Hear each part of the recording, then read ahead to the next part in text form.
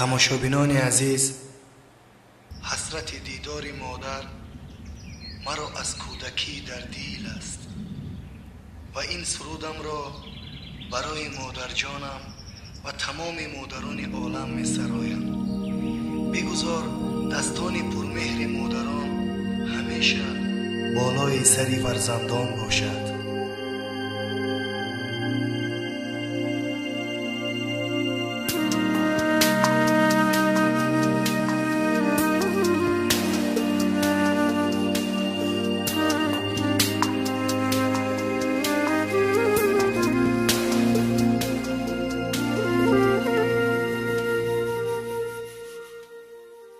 یاد روی تو کنم جان چه جان تن می سوزدم جان آچه جان از فراقی مهر گرم جان چه جان ناله از جان می کنم جان آچه جان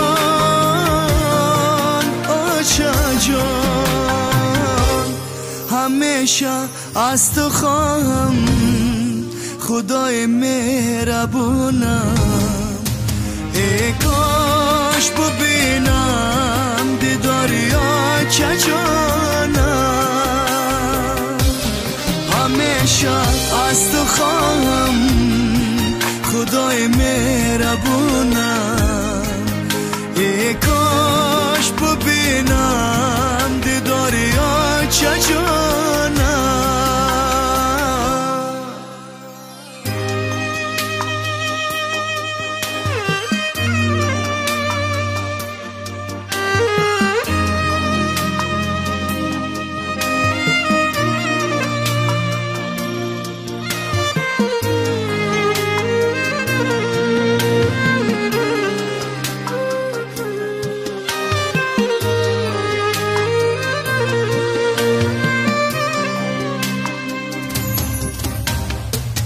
در بهاران لاله روی در چمن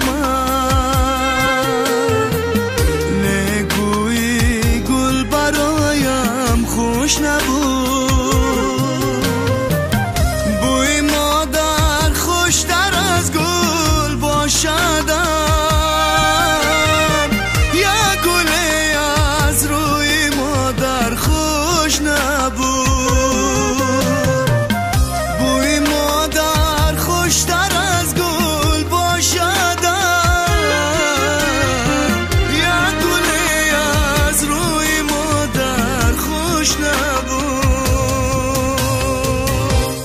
همیشه از تو خواهم خدای مهربونم.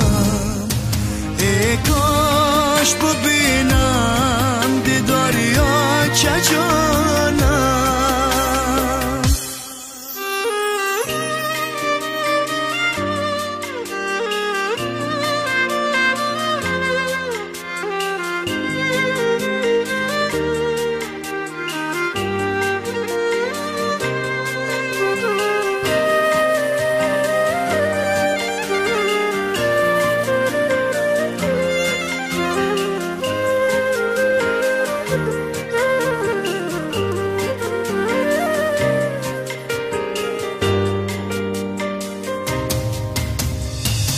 قلب من با یاد مادر می تپد. هر زمان در خیالم مادر است. هرگاه رفتم برای زندگی حسرت این عمری من به مادر است. همیشه از تو خواهم خدای مهربونم. ای کاش ببینم دیداری آچه جانم. همیشه از تو خواهم خدای مهربونم. ای کاش ببینم دیداری همیشه